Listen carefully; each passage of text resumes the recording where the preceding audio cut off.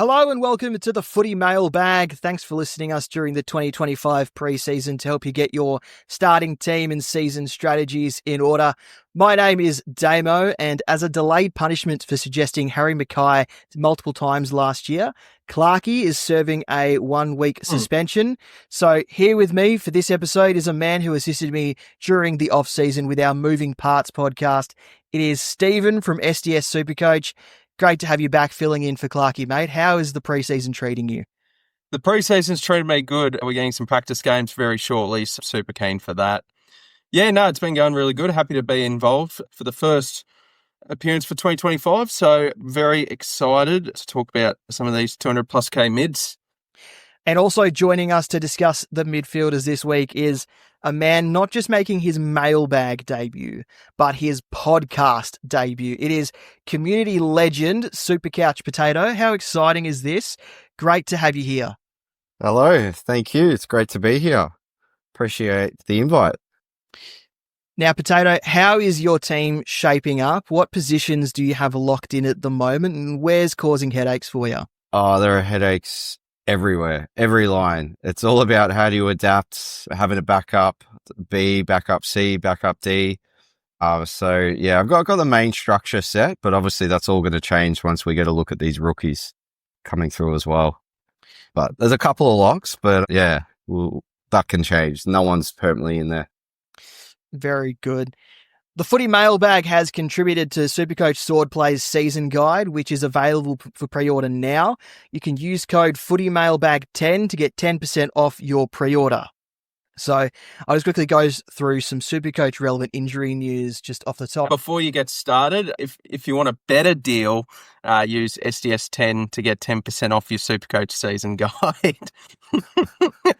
You get involved in one of my leagues if you use it. There you go. You cheeky bastard. A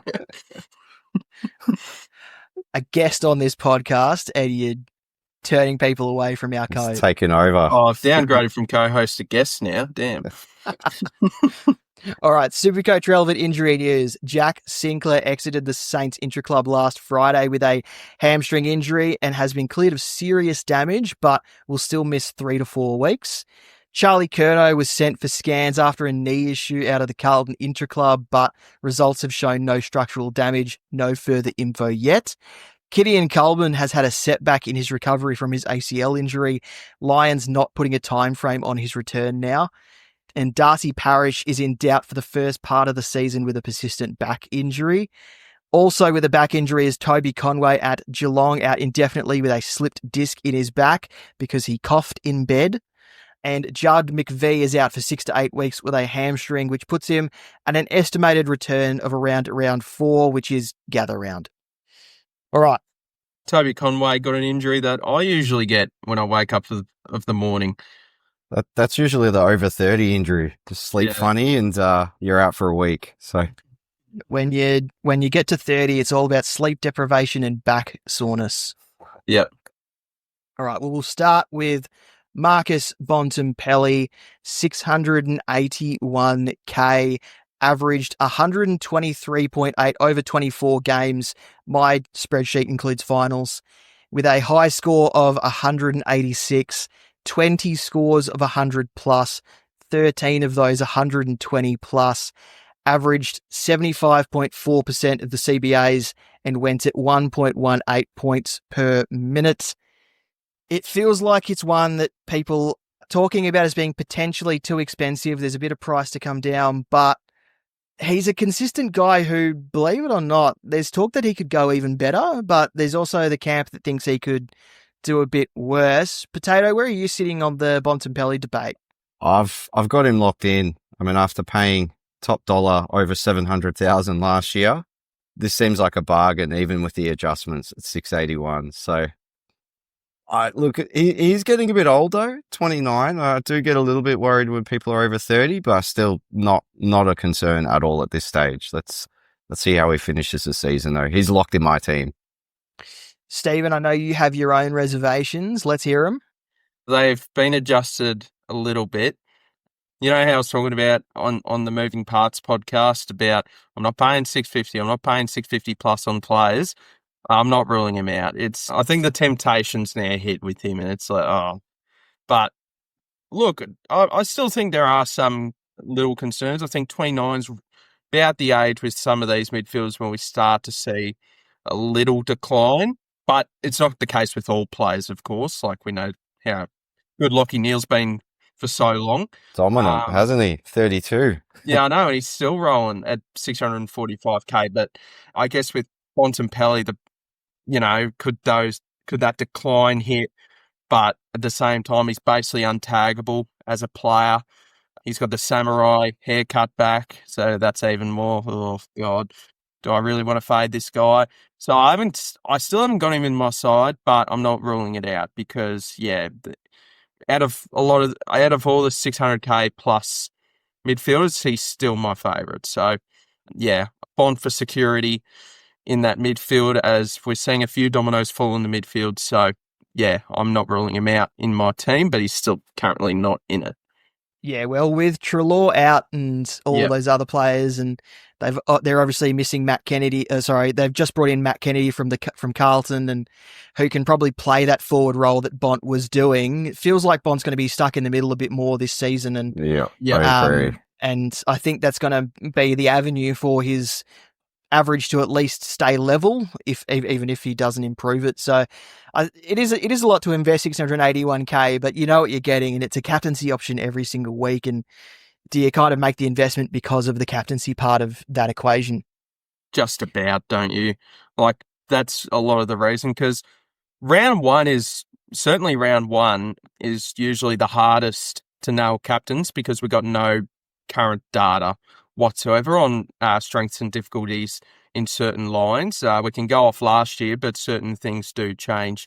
So Bont, we know, can just give us a 110, 115 in round one, and we're happy with that. Also, we usually like to pick our starting team with every single player playing, and that rules out a VC loophole where you just want some security in Bontempelli, where you know what you're going to get.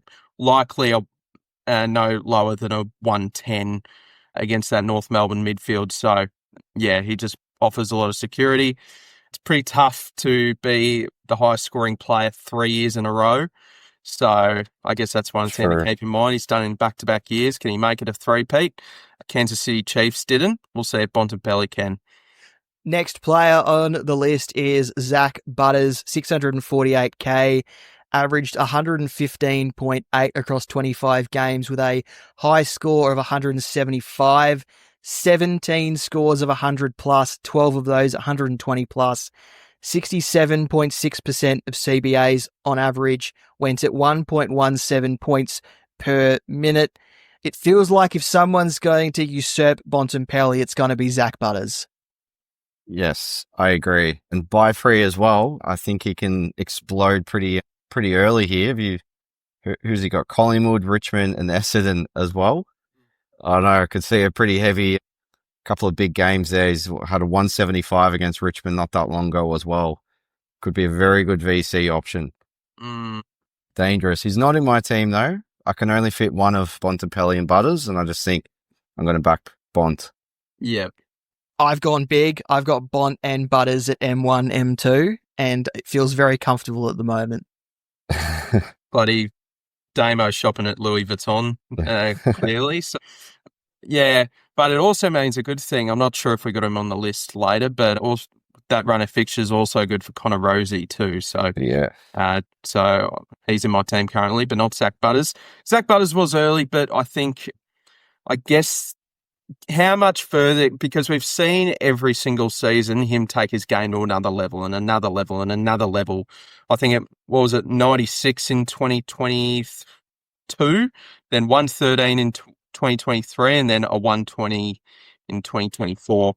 You know, does that trend continue? I mean, he's an absolute superstar, but could Horne-Francis from what I've heard, being in the midfield more, could that affect Butters? And he could take a step back. It's an interesting thing to bring up.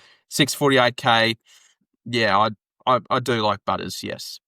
It's interesting as well about his durability. I remember last year everyone was concerned if he could even play because of the kamikaze style of way he plays. And he's ended up playing, 23, pretty much all games the last 2 years. Yeah. While still being at that elite level as well. So, yeah, been very good. He's hard as a cat's head, that's for sure, Potato. Yeah, and then I think there's actually more risk of suspension than injuries now for him True. at this point. So he's escaped a few injuries, and the good bloke ruling by the match review panel is now gone. So, yeah, hopefully Zach can just be more of a good boy in 2025 and avoid those scares for owners. Next player on the list, you spoke about him a little bit earlier, Lachie Neale, 645k, played 26 games last season for an average of 117.7, with a high score of 179, 20 scores of 100 plus, 11 of those 120 plus, 86.1% average of CBAs and 1.08 points per minute on average. Talk to me about Lachie Neale. He is probably going under the radar because of the early buy and his age, but he's a dual Brownlow medalist for a good reason. Yes, agreed.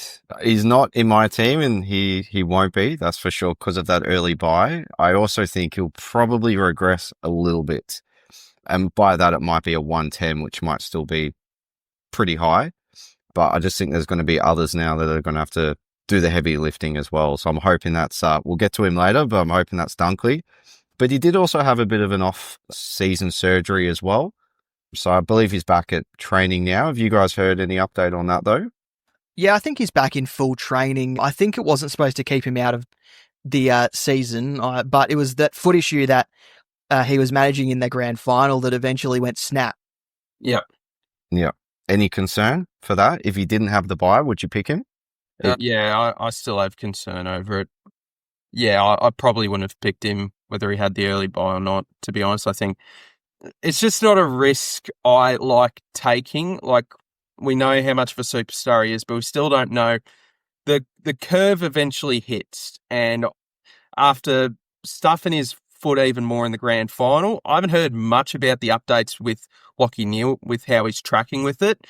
It's just something in the back of the head where I still think he can be a top 8 midfielder, but at 645, that's a lot of money for a player at that age. So for me, I consider him more as an upgrade target, especially with those older guys, where we can worry about getting them in and holding them for less games than having a full season of Lachie Neale where we don't know how that foot's going to go. So, yeah, he's a definite pass for me.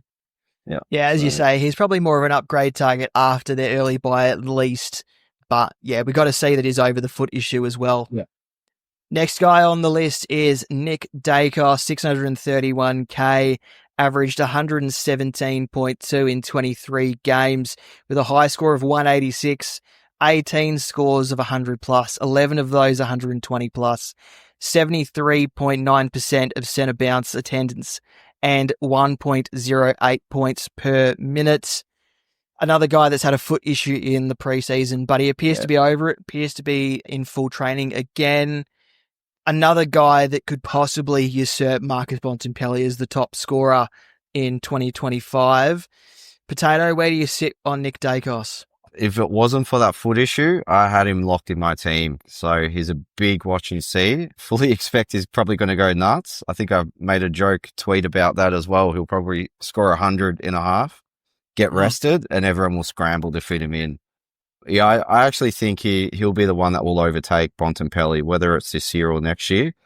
If I'm not going to start him, he'll be my number one upgrade target. That's for sure. What are your thoughts?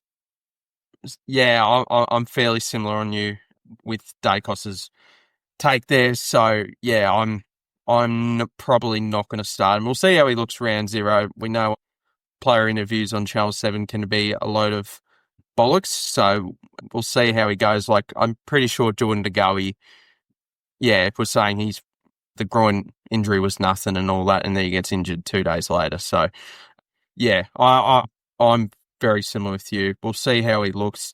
He can drop the bad game, and we need to see what sort of split or rotating system it is with Dan Houston, which unfortunately can't see in round 0, but I'd be very curious to see how that looks. Yep. Nothing to add from me, so we'll head to the next Yep. player.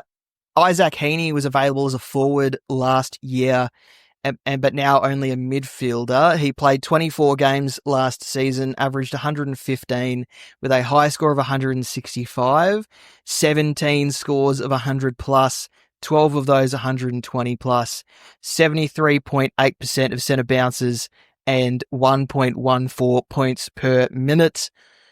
Obviously, the early buy is one issue, but I feel like when players lose their DPP, they kind of lose a bit of love as well. But I still believe that Isaac Heaney could be a pretty solid pick if someone's willing to go there. Yeah, he's only in 4% of teams at the moment as well, compared to Dacos, who has an early buy at 37%. So definitely not getting a lot of love, that's for sure. Hasn't had any injury concerns. I think it's just purely role concern.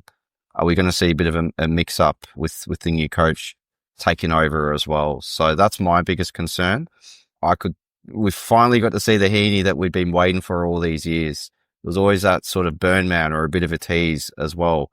But, paying $629,000 and still having a bit of concern about the role, probably a pass for me at the moment and upgrade target later on. Yeah, not looking at him at all. I think the new coach, we need to see what's going on there. That Sydney forward line, if you look at it on paper, it could really use an Isaac Heaney rotating in there.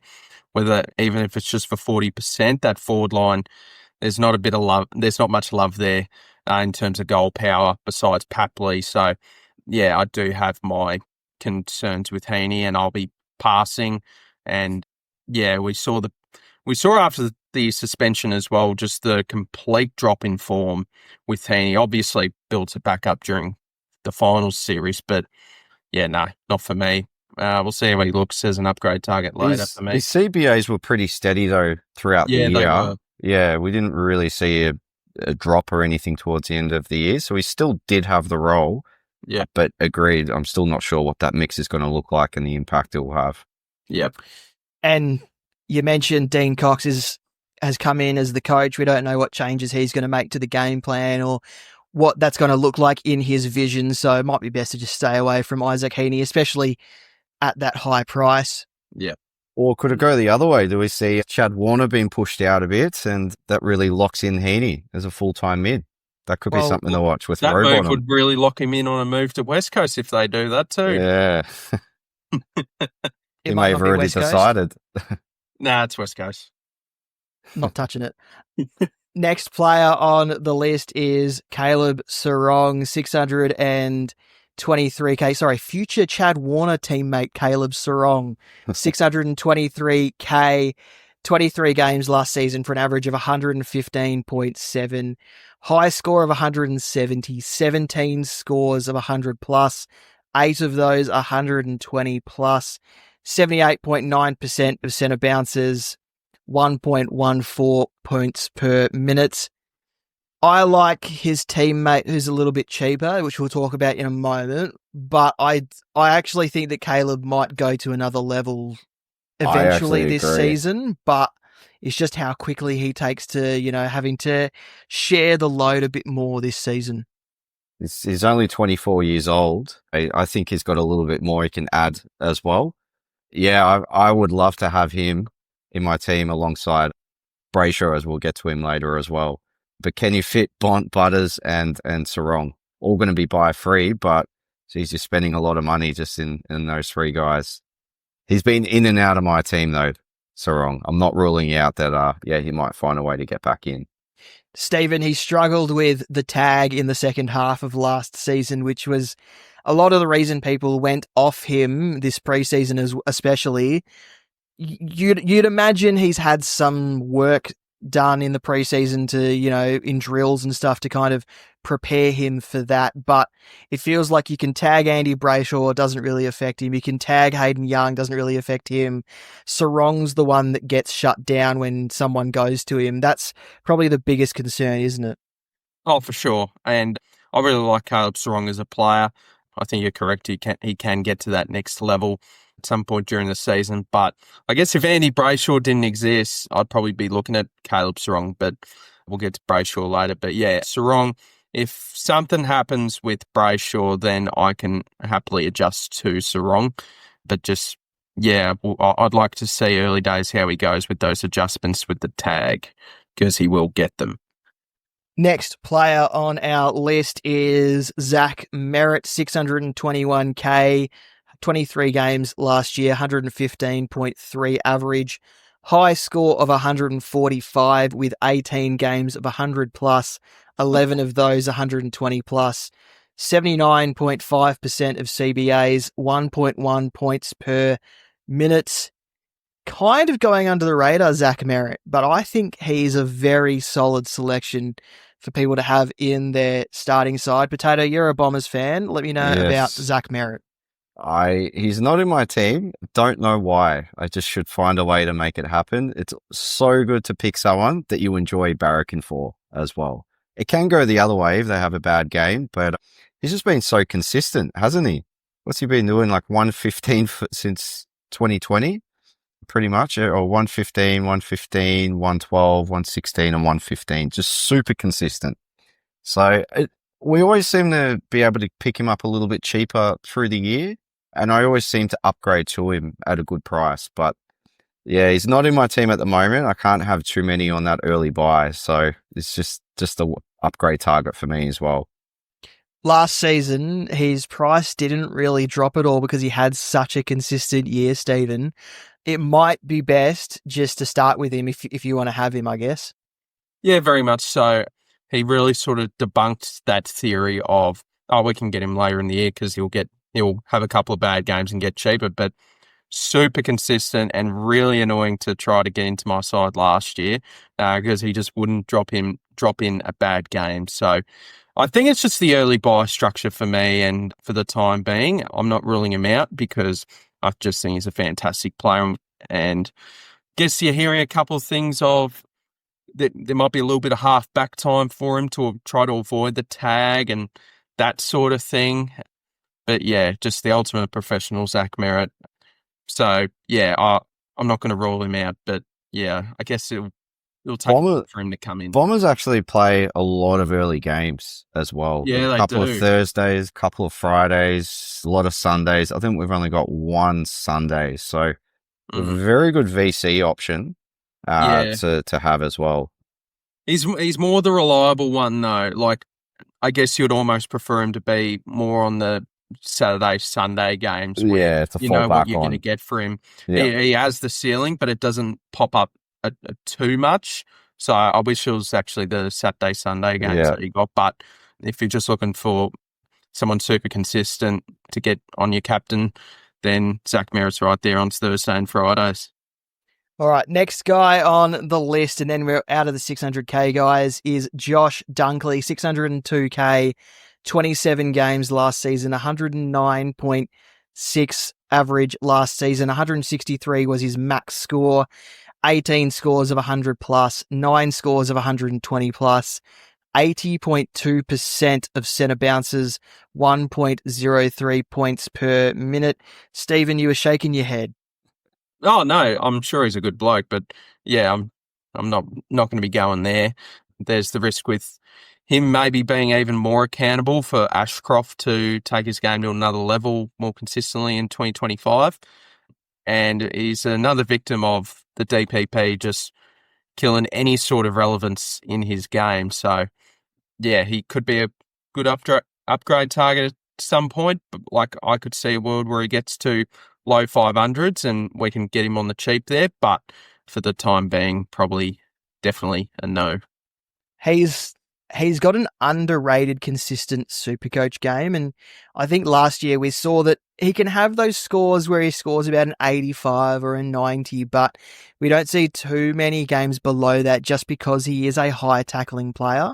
So I think his price can come down to a nice, achievable, upgradable level, but I think when you trade him in, you're going to get a nice, consistent, player that can round out your midfield. I don't think he's a starting pick, but I think he's a nice player that you could possibly pick up along the way, and maybe you sit him in your flex position and ride that high score if he ever gets it. That's interesting. I'm actually thinking the other way. I'm looking at his fixture for the first 10 games, even 13 if you push it out. I think he could get away from people. And then eventually when everyone sort of jumps on after that first bye, and that's where he might drop off a bit. But there was a full patch during last year after that sort of 160. He didn't really drop. I think he had one bad game, but he was around 600, even up to 641,000 by round 18. So he can get away from people, and I think that's when I jumped on, and then he, instead of Neil, and that I lost a bit of points there. But I still think Neil's probably getting a bit older, and Dunkley's pretty much in his prime now as well. Looking at that fixture, the first game, Sydney's not ideal, but then you got West Coast, Richmond. Then after that, you've got Collingwood, usually pretty good, can be as well. I think St Kilda are going to be bottom 4 if they've got anyone to play in the midfield. It seems like everyone's getting injured. And then you got Gold Coast, North, Melbourne as well. So really easy matchups. He's got some pretty good averages against them as well. Not sure. I don't think he's got any tag risk. I don't think he's got any roll risk as well. And they kept it very tight with the CBAs last year as well. I don't think they're going to change that up too much. If anything, it might be Neil if he needs to sort of reduce his load a bit as well. Yeah. So yeah, I think he's at 1%. He could be a huge pod to go nuts early. Probably the only 600k guy as well that just won't get tagged. Well, that's right. Someone usually doing the tough opponents. Yeah, he gets a lot of tackles that way because the ruckmen are always trying to get the ball into their best midfielders' hands. So he'll get a fair few tackles in once again this year.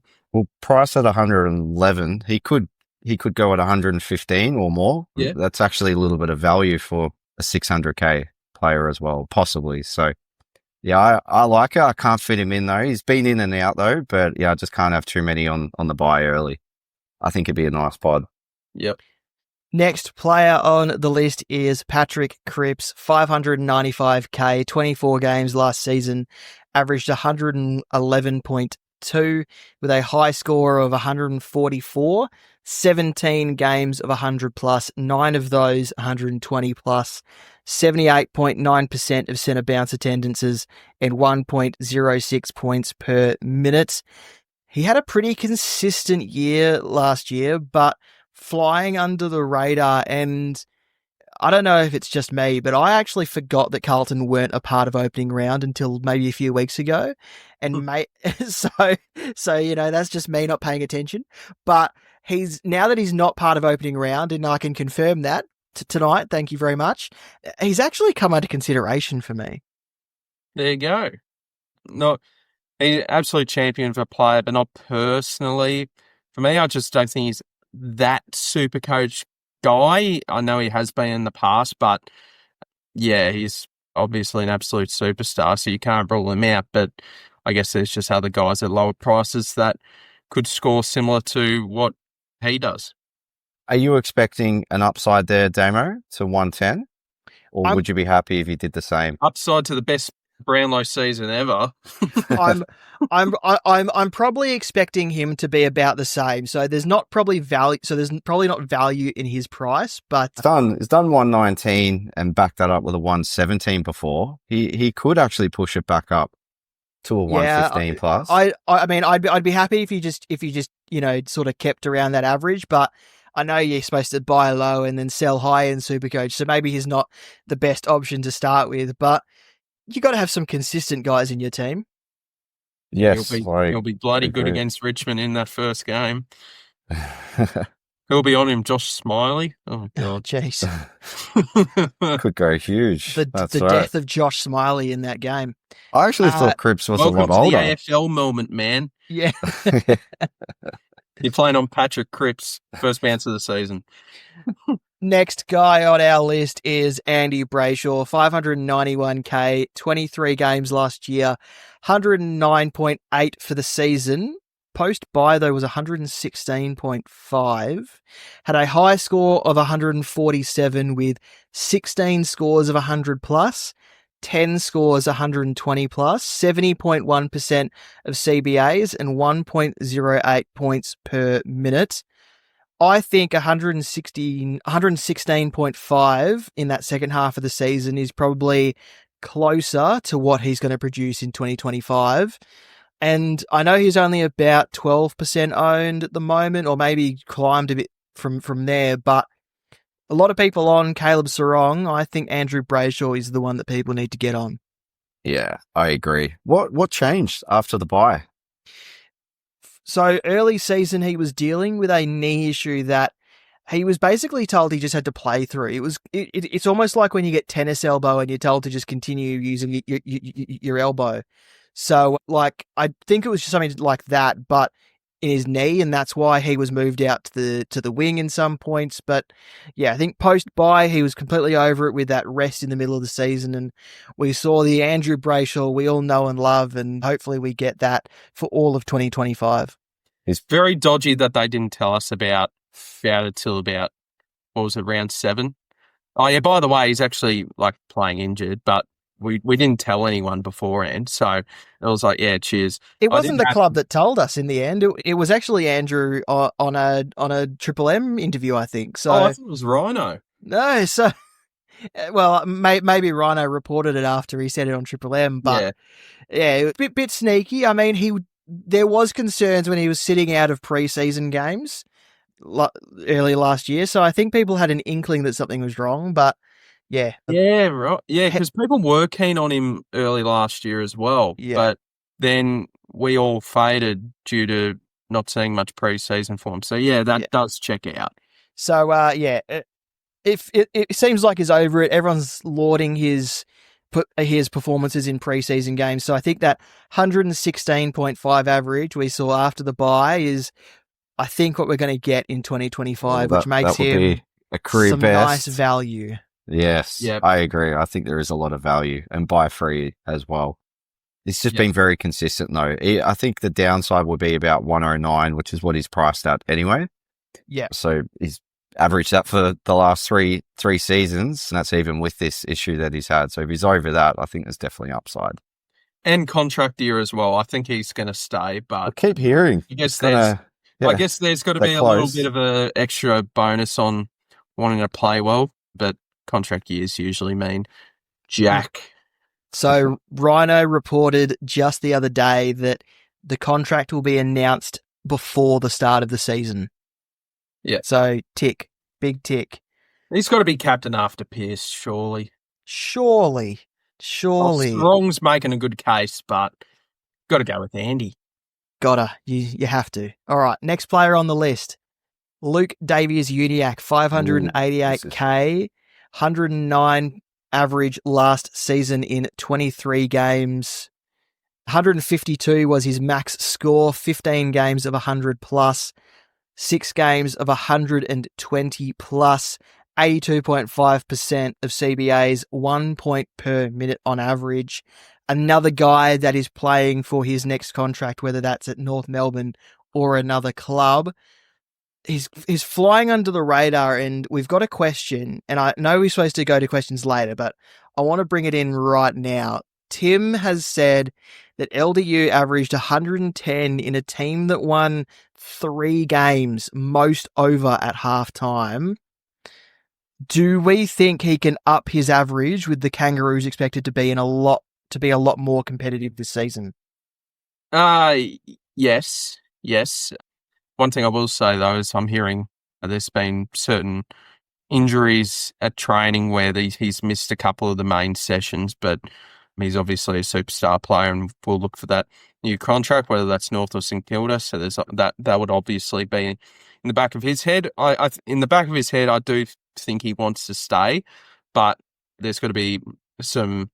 He's got to lead by example, being one of the old, not old, but one of the older young guys in that midfield, and just, North don't have the first round pick. They want to try to win as many games as they can. They'll be competitive all year. So LDU needs to lead that line, and I think he's very capable of it. So I do think there can be an uptick, but we know how injury prone he can be, and hearing a couple of injury concerns in pre-season does scare me off a fair bit. That would definitely scare me as well. No, he's not in my team. But yeah, last year he didn't miss any games, which is interesting. So he has, exactly, has proved he can be durable if he's not out surfing or anything like that.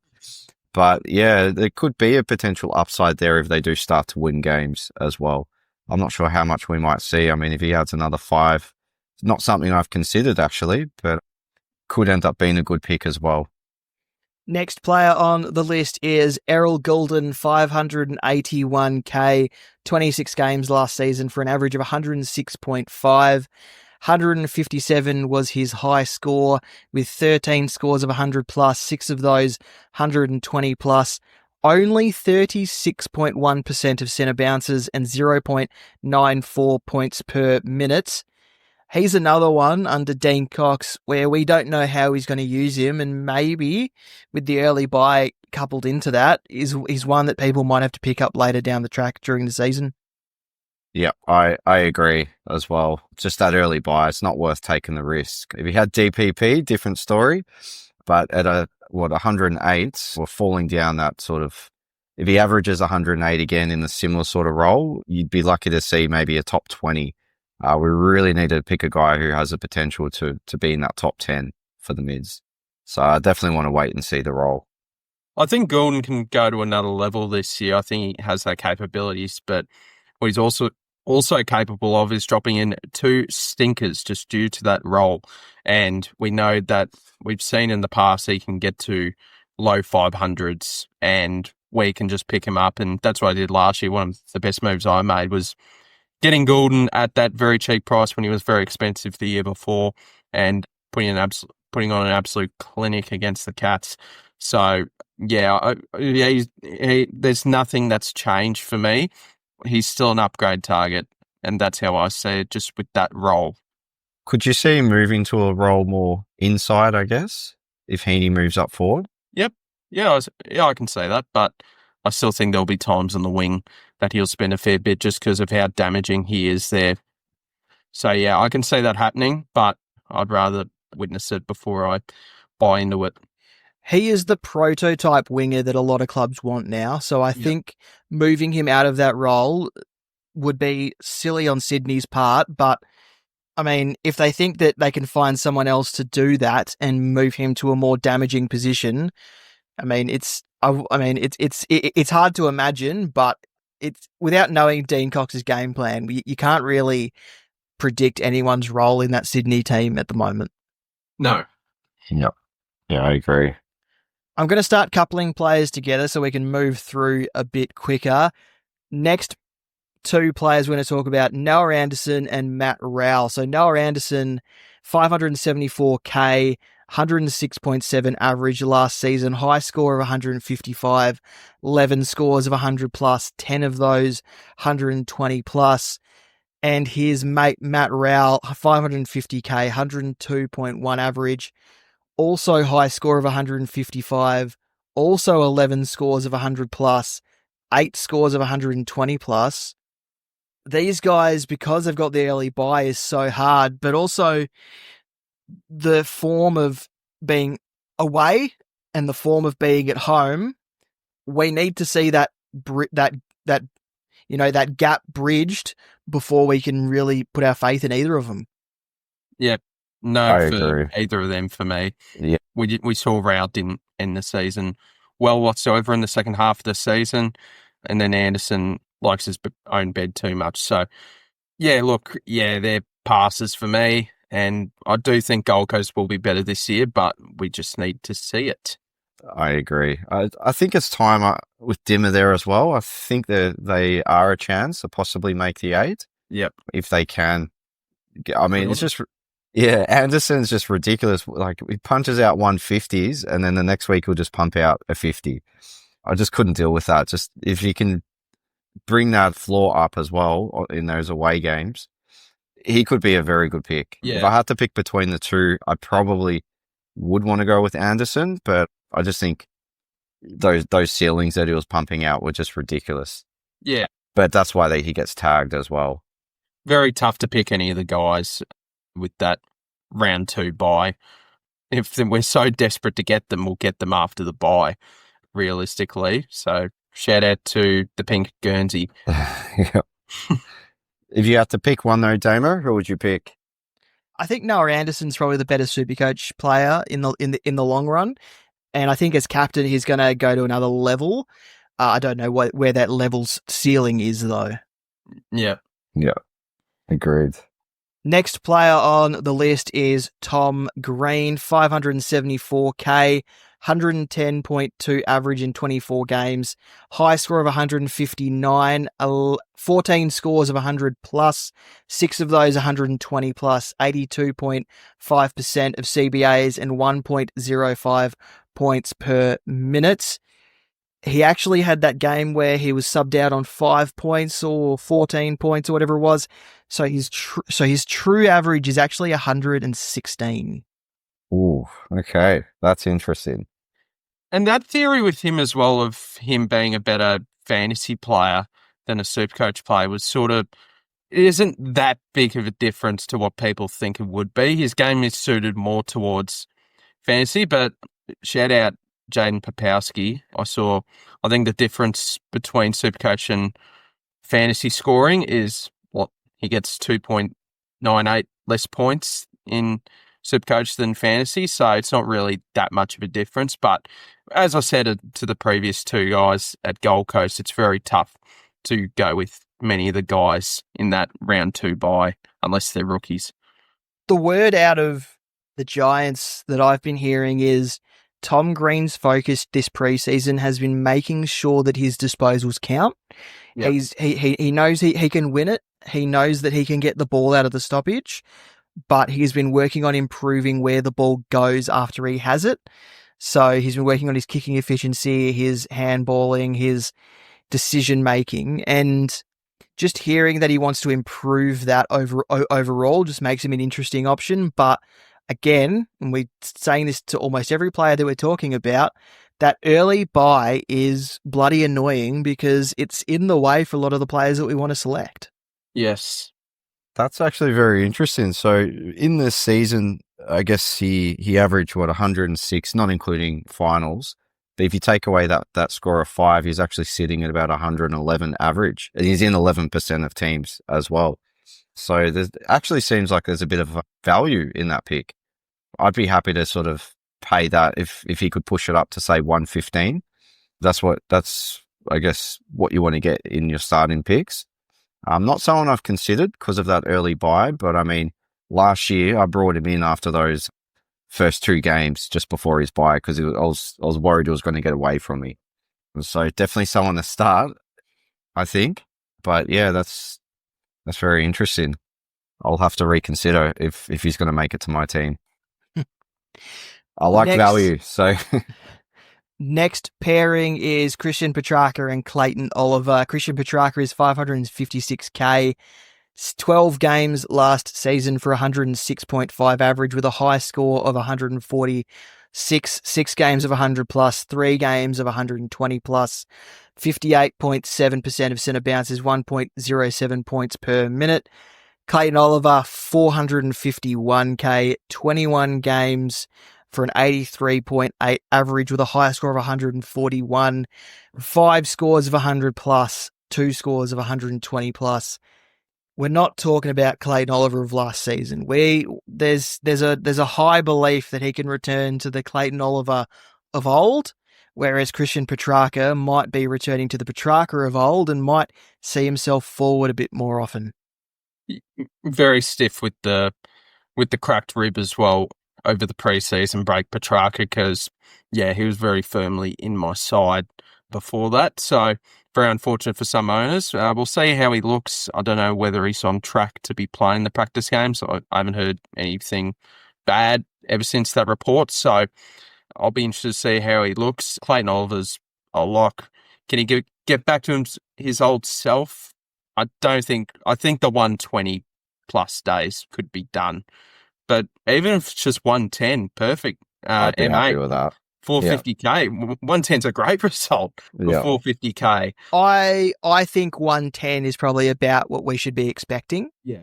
And I think that's a safe expectation. But I mean, the word on the street is he's taking the piss at training. So I think we're going to see the Clayton Oliver of old, maybe not to the return to his previous heights in SuperCoach, but return to his previous heights of being that solid inside mid, reliable player that Melbourne really lacked once Petrarca was out last season. Yeah, I agree. Oliver's just a no-brainer, I think, by 3 as well. Just on Petrarca, though, I mean, if he does show that he's getting back to his best, let's say he's punching out a 120 average, with that price at 556, I just don't think it's worth the risk. I'd be happy to bring him in at, say, 600 or 610 even, and you're really only missing out on 50,000, I guess, if he's showing that he's at that level. But it's a lot of injuries a lot of issues he's come back from. I just think there's too much risk. I think we needed a full preseason out of Petrarca because we still didn't even know how he's going to come back before the cracked rib. But now with that internal issue again, it's just exactly. I'm not going to pay 556. Yeah, if it was 460, I might take that risk, but no, not at that price. Yeah, just too much going on. Next player on the list is Jordan Dawson, 550k, 22 games last season for 102.1 average, max score of 168, 10 scores of 100 plus, 5 scores of 120 plus, 59.4% of centre bounces and 0.97 points per minute. He went backwards for the Crows last season. I don't believe he will be as bad this year as he was last year. In fact, he wasn't even that bad towards the latter half of the season. But I do wonder if now they've added Peatling, they've drafted Draper, Rankin's going to get more midfield minutes, if maybe there's going to be some diluted midfield minutes for Dawson again, despite the midfield mix changing. Yeah, I agree. I'm very worried about that role. And he's still some decent CBAs last year. I was ready to jump on last year, but didn't, and he just never really turned it around. There could be a bit of upside for him though, but I don't think he's going to be a top 10 midfielder anymore unless that role changes. So he's a pass for me until we see more.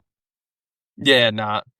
There was one point where I was keen, but again, I just worried they're just going to throw around some bullshit, the Crows, once again with Dawson as a Mr. Fix-It guy. So I was if I had some insurance that he would be playing, most of his time in the midfield, I would pick him.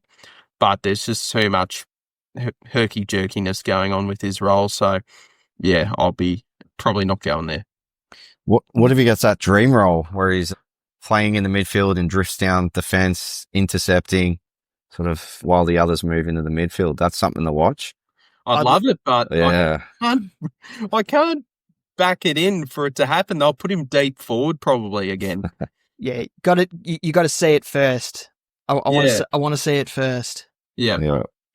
Next player on the list is Hayden Young, 546k, 23 games last season, 101.3 average, high score of 132 with 14 scores of 100 plus, 6 scores of 120 plus, 65% of centre bounces, 1.12 points per minute.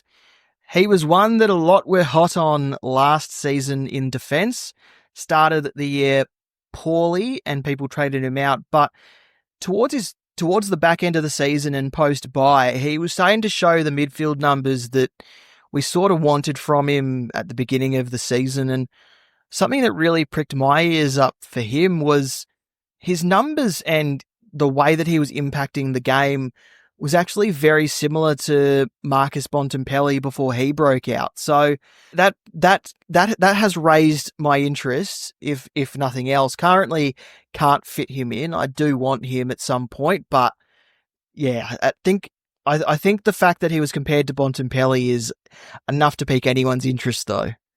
Didn't he have an injury issue recently? Yeah, currently out with a low-grade hamstring, due to probably play the second preseason game Yep. on March 2nd. But yeah, preseason injuries are always a bit of a hard one to get around, especially this close to the season. Yeah, that'd be a pass for me. I'm trying to avoid anyone with a preseason niggle or injury. I wonder if Yeah. the Phantom is still going to pick him, though.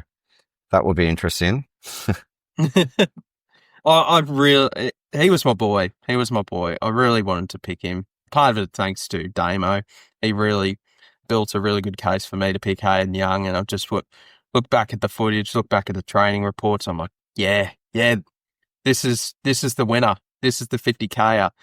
But then he does a minor hamstring again, and I saw this story last year. There's with the low time on ground dealing after he had a hamstring problem in the derby week. I brought him back in from trading him out in the first 2 rounds, and yeah, just the low time on ground would drive me crazy. So obviously this doesn't fully rule him out of having, his game taken to another level, but I just don't want a repeat of those problems from when I owned him last year. So I'm going with Andy.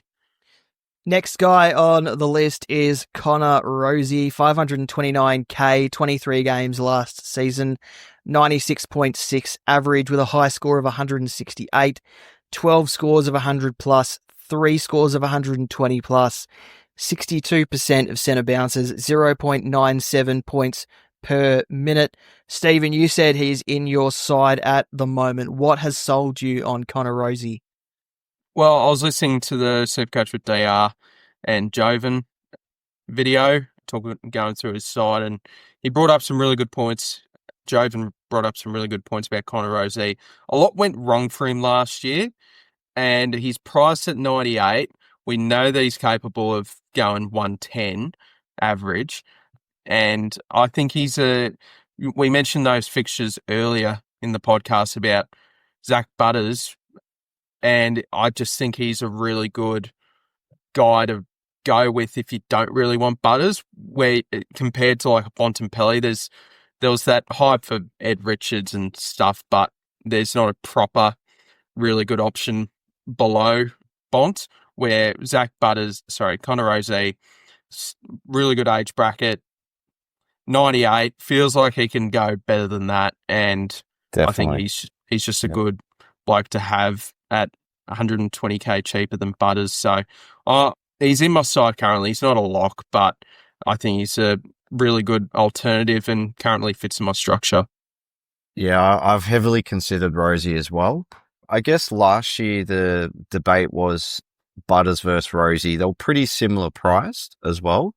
And then the year before that, I think we had them both in the forward line. Again, they were around that sort of 520,000 both. So you're really deciding, well, which player do you want to pick that you think has more upside? I always went Butters, which was good. This case is totally different. Rozee could actually outscore Butters possibly if they both go at, say, 115, but Rozee would be the better pick if that's the case because of that value he's got in his price. So that's the reason. And, he's got the captaincy as well. Maybe it was a bit of an extra weight to carry at such a young age last year. I definitely think he's underpriced and there's a bit of value in that. Is he going to be top 10 though? I'm not sure. He might only get to, say, a 110 average at best, but that's something to consider. And he could be a good stepping stone to like a Dacos possibly. Yeah, pretty early. Do you reckon you could start with Butters and Rozee? If you're going to combine it with Bont and then Horn Francis up forward and then possibly Sheasel, Sherry, I think it's too many away on the round 12 bye. Yeah, I don't think you can. So I'm looking ahead. Yeah, I think it's possibly if everything else, I think you should be targeting probably 5 maybe of those guns on that round 12 bye. If that's pushing you up to say 7 or 8, I think that's too many. So no, I don't think you can. All right, the next pair of players we want to talk about will excite you, Stephen, because it's Jai Newcomb and Will Day. 529k for Jai Newcomb, 25 games last season for 101.6 average. High score of 162 with 13 scores of 100 plus, 7 of those 120 plus. And Will Day, 491k, 15 games for an average of 96.6. High score of 142 with 9 scores of 100 plus, 3 of those 120 plus. Worth noting for Will Day, between rounds 10 and 20 last season, he averaged 114.2. So for under 500k, you could almost call him a gift that's going to average you 110 plus. Yes. What about the last 4 games Newcomb played, including the finals? I think it was a 162 in round 23, 140, 149, 131 in SuperCouch as well. All of them without Will Day. Oh, okay.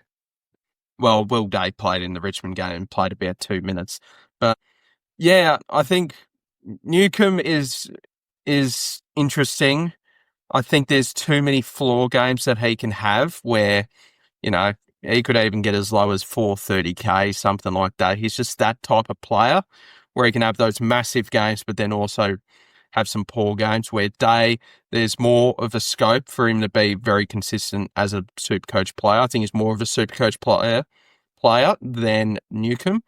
And I just think the tools in his game, I think, suit SuperCouch a lot better.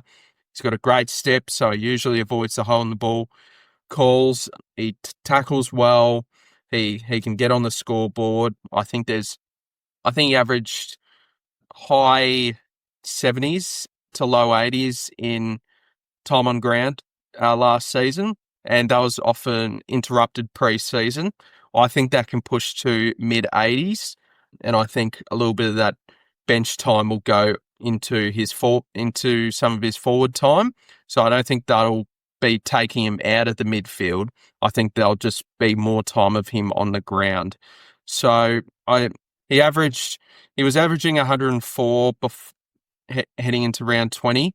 Got tagged 2 games in a row, a 40 and a 53 against GWS and Carlton. Then he got injured against Richmond. So there's a lot of meat on the bone here for this pick, and I do have a lot of faith in him. Yeah, so I do really like Will Day as a pick. I will be picking him. And the injury concerns, they're more unlucky injuries. Our main concern really as SuperCouch players is the soft tissue. He doesn't really get soft tissue injuries. They're just more bad luck. So, yeah, if he gets injured again, it's very likely just going to be bad luck, big whack to the shoulder or something like that, concussion, that sort of thing. So I do really like Will Day as a pick, and I do recommend him as a pick, especially if he has a full pre-season, and then Newcomb not as much. Yeah, I agree. I've had Will Day in the team a lot as well, and there's also a little bit of a backup and insurance, I guess, for that. His early buy is actually the last buy as well. Yeah. So if it doesn't quite work out, not that I think it won't for Day, you can then move him on to someone else, like anyone else below that price. Yeah, like a Chera or an Ashcroft or something like that. Exactly what I was thinking. Yeah. Yep. Yeah, there's plenty of avenues down to him if we don't like what we see in exactly. the early rounds. I do think, I've never had Newcomb in the team. I just thought it was an interesting stat to see those last 4 scores. But yeah, you're right. I think when Day's fit, he's going to be the main man, and more time on the ground is actually better, I think, because then if he can snag a goal or 2 each game, it's just going to be the cream on top as well. So I think he can break out. Not that he's ever done it. Obviously, durability concerns as well, but I think you're mitigating that risk with that value as well. Yeah, if I'd love all the stars align, I think he can do 110. I think so as well. Yep. Initially, the plan is to start someone like Rosie, who's buy free, and then maybe move them down to, if it fails, to someone who's firing like Will Day. That's something I've also considered. So if you see one of those in the team, it's a rotating door between anyone at that price usually. Yep. Next player on the list is Adam Chera, 447k, 11 games last season, 87.3 average with a high score of 128. Only 2 scores of 100 plus, with one of those 120 plus. He's one who does struggle with the soft tissue injuries, but has gone to Dubai, gone to Qatar to see if he can get that sorted. So far, touch wood, he's had a perfect preseason, but there is still a worry of his soft tissue. But you mentioned there with Will Day, if it doesn't work out, there's lots of players this year around that price that you can move him to. Is this year the year to go for a guy like an Adam Chera with those issues because of those guys that are around the same price that you can quickly get out of jail with? I think Chera's a bit harder. If you start Chera and it doesn't work out, it's very hard to go up today. You've got to find 50K, and most of the teams I've made, I'll be lucky to have about 20,000 left over, give or take. But starting day and possibly downgrading, I think, is easier. But again, there's so much value in that pick. If he stays fit, I think he can actually average a sort of 105 or 108 possibly and make 100K. I don't think he's going to be a top 10 keeper though. I definitely think he'd be a very good stepping stone. He's in my team at the moment, but I don't love it.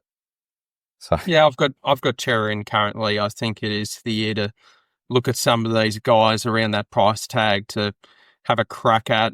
Yeah, he's had a perfect preseason, as you said. Unfortunately, plays for Carlton, so those injury concerns won't go away.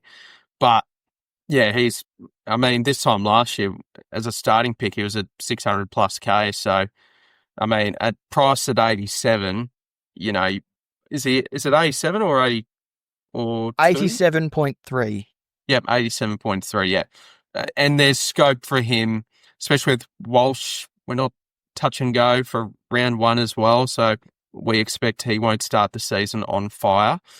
There is scope for him to do well, and I think there's some really good matchups for Chera early, especially Richmond on Thursday night to kick things off. So yes, I do like Adam Chera as a pick, and I think it's worth the risk if he continues this perfect preseason. he started last year as the main midfield as well, but that was without Walsh. So there was Cripps, Walsh.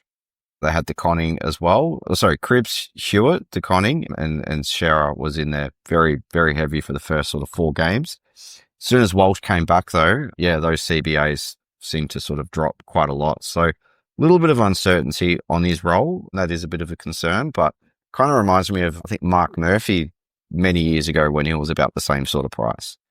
When I remember that pick worked out pretty well. He made about 100K pretty quick. So, yeah, we'll see. He's in and out of my team, though. Next player on our list is Will Ashcroft, 441K, 13 games last season, 88.5 average, max score of 129 with 4 scores, 100 plus, 2 scores of 120 plus. In the final 7 games of the season, if you include finals, he averaged 107 and was getting a pretty nice pie of that midfield time, of that midfield rotation. So if that's going to continue into 2025, which you suspect it would, he, at 441K, it's an attractive price. Yes, there's a lot of upside, isn't there? His first year average 84.5, and then the second year, obviously, with the injuries, but those finals, I really like the pick. I think there's a lot of value. And let's not forget the grand final on the biggest stage of them all as well. Yeah, I think it'd be a great pick to just hold for the whole year and barrack for as well, while you're watching. Just enjoy watching him play and hopefully scores well as well. I definitely think there's upside. Yeah, I really like that pick. I think there's upside as well. I guess I've actually recently taken him out just because of one thing I do worry about. There's only so much of the SuperCouch pie in that midfield that can go around. If we're thinking Josh Dunkley could have a very similar type of season, Neil might drop 5 points. Is there enough times that he can get the footy in that midfield? I think I'll need to see a bit in pre-season first, but I'm certainly not against it. But yeah, just for the time being, have a couple of concerns about, is there many more points to go around in that Brisbane midfield along with McCluggage as well? So that's just really would be my concern. But did he have a pre-season niggle as well? I heard it was training with the rehab group, I thought. Yeah, I think it was. I think Levi Ashcroft had surgery on his shoulder, I believe. Yeah. I actually didn't know what the injury was with Ashcroft. Right. Okay. Yeah. I'm not sure what the details were either. Did you hear about that, Damo? I've only heard about his brother getting a shoulder reconstruction just prior to the being drafted. So I don't think Will has had many issues, if any, but I don't think it's anything to worry about if he has been on lighter duties, because we haven't heard anything. And you'd think, being the Norm Smith medalist, there'd be some sort of significant report if there was something to be worried about. Yeah. Last guy that we're going to talk about, because we've gone on for far too long, is James Peatling, 352k, priced at 65.5, averaging 0.9 points per minute. Take out his sub games, he actually averaged 92.5 last season. Crossed to the Crows, obviously. Looks like he's going to be a massive part of their midfield rotation, and even if he does only get to 92 again as his average, he's still 30 points underpriced. Yeah, I agree. It's just so much value. I'm not expecting him to be a top 10. However, he could, possibly. I really enjoy watching him play. So I remember last year he had that really good game against St Kilda. I think he came on pretty early as a sub, took that really good mark, and he was available up forward. But it was always in and out of the side. But I actually picked him up in draft, and he helped me win all my finals pretty much, and I ended up winning that draft, which was good. So it's just the way he plays, though, the way he goes about it. He tackles, he's very clean with his hands as well. Really enjoy him just to watch, and there's so much value as well. But I definitely think he'll be a stepping stone, though. If he averaged 95, I'd be happy with that. Yeah, I really like the look of James Peatling. There's a bit of Zach Butters light to him, a little bit. Similar sort of playing style from what I see. But I've seen the stats. I think 60+% CBAs he got at the Giants last year. He averaged 95 SuperCouch score. So he's got the ceiling to certainly do much better than what his current price tag is. And I guess you think of it this way, they'll put him in the midfield a fair bit. Like, there were 6 clubs after him. The main selling point for Adelaide would be, we'll play you in the midfield. We've got that opportunity for you. So I don't see a world where he's playing in random positions. I love hearing that he's on the wing and moving up forward, and all this concern about his role, because I just know they're going to throw him in there when the game's throw him in there. They're doing that for flexibility purposes, versatility, because that's what the game is now. So much versatility in players where they just want to see how they go in certain roles, if need be, when injuries happen during the season or whatever the case may be. So, yeah, I'm very confident in James Peatling being a very good SuperCouch pick. Stephen, you spoke about 6 clubs after him. I reckon it was almost the 17 other clubs towards the end of the trade period before he made his decision. So clearly a man in demand, and for a good reason. And Adelaide wouldn't have won his services without some promises over his role. So that is another thing that gets him over the line. And I know there are people not quite into the Peatling pick because he won't be a keeper, but at 352k, I think you got to look at it a bit differently. He actually might be. He could just surprise everyone and come out and do 110. We just don't know. We haven't seen him in the role long enough. I'm not saying he will. I think 95, but he actually could do 110 over a burst. All right, just a couple of questions just to finish off the podcast. The first one is, are any of you picking up Ollie Hollands or Isaac Cumming? Hollands is in the flex at the minute.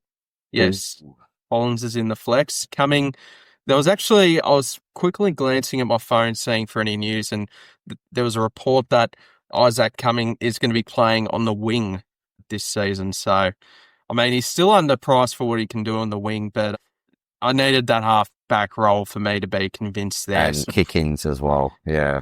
There's too many midfield options at this stage, yeah. He needed the kick-ins. So, no on Isaac Cumming, and yes, so far for Ollie Hollands. Yes on Hollands. Yeah, Ollie Hollands. I'm no on both. Oh. I can easily be swayed with, I reckon, one good practice game for Hollands, so I'm going to be watching his role. I've never really watched him as a player So I'm not sure.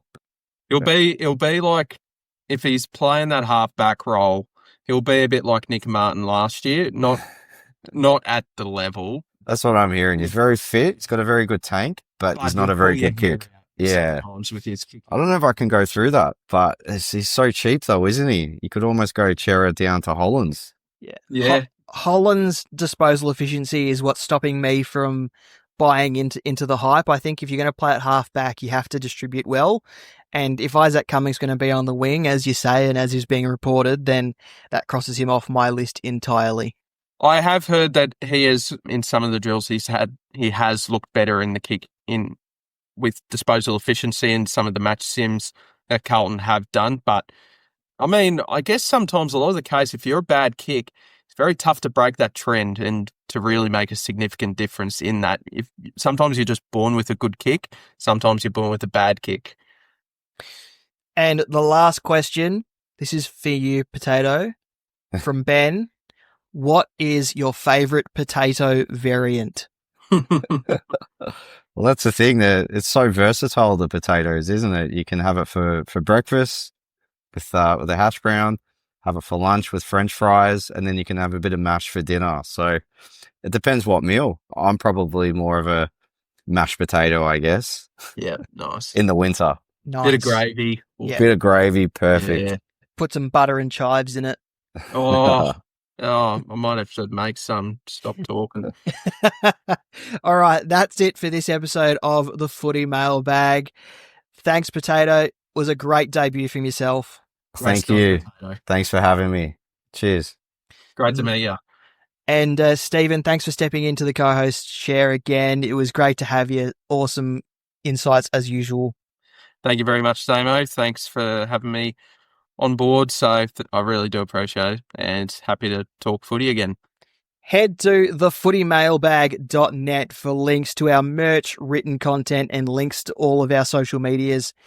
The SuperCouch Swordplay Season Guide is available for pre-order now. Use code FootyMailbag10 or SDS10 to get 10% off your pre-order. You happy, Stephen? All right? Yeah, I'm extremely happy. You can join our open Footy Mailbag League. The code is 711704. And you can also join our SuperCouch Tipping League. Our code is 601064. If you haven't given us a rating on your listening platform of choice, please do so. It helps new listeners find us. Next week's episode topic is still to be confirmed because it depends on our guests' availability. So we'll update you on our socials early next week once our guest is confirmed. But for now, thanks for listening. We'll talk again soon.